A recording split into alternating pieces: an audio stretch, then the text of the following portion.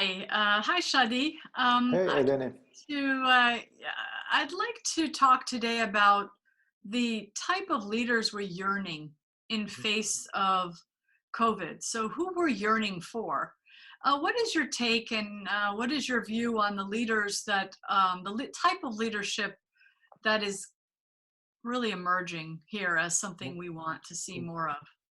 Look, thank you for this question. And then if we look at what's happening around us, we can see two types of leaders. One type of leader that literally are purely managing the crisis, meaning trying to look at things from a financial perspective, what they need to do. So they start laying off staff, they start firing, they start selling assets, what have you, just to ensure that whatever financial figures are still maintained. And the other group, which is unfortunately the smaller group, are actually leading their people through this crisis, meaning they're trying to work with their people to support them through this crisis and really support them to really get out of this pandemic safe and sound. So when we get out of this pandemic, they're already ready from day one to really take on the new challenges that we will be faced with, to really rebuild if there is any major damage in our economy, to really rebuild it and move forward. So this is the two leadership styles that we are really seeing in action nowadays. Our votes go towards the second one. Why? Because the second one is really aligning the people needs with nature, with the humans themselves, and aligning the activities that the organizations are doing.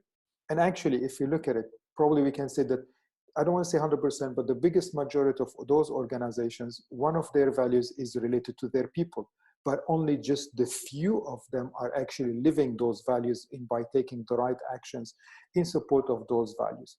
So these are the two types of leadership that we are seeing. And therefore, I think more and more of those, the few that are really working with their people to lead them through this crisis, they're going to set the standard for moving forward. And with the new generation that we currently have that are seeking, more of them are seeking purpose, they're going to start aligning themselves with those organizations, meaning they're going to start applying more to such organizations versus those that only manage crisis.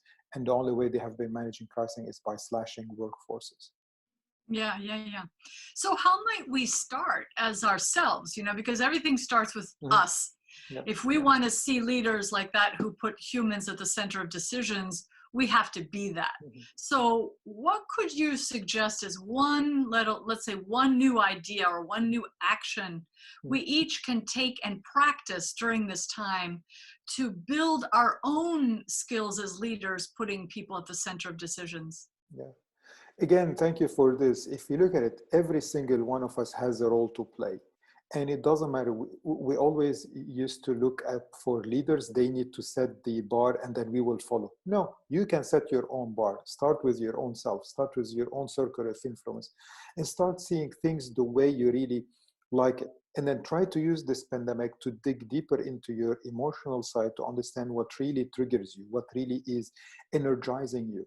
Now we're seeing more people walking outside, more people running outside, more people doing sports outside, which in normal times we don't see that. So try to reconnect with yourself and nature to try to see what really happens. The only thing we can recommend here is take note of it, write it down, see really what is making you happy versus before. Yes, before we used to go to bars, to pubs, to restaurants and all of this. We might have been happy during that period of time, but that happiness doesn't live for a long period of time. So after the dinner, already the level of happiness drops back to a normal level again. Try to see now whether it's really creating more sustainable happiness or content into your own environment, and try to note it down. And by doing that, you start realizing what really triggers you, what really puts you into the flow, what really puts you into the mindset to really become you and connect with yourself and, of course, nature. Thank you.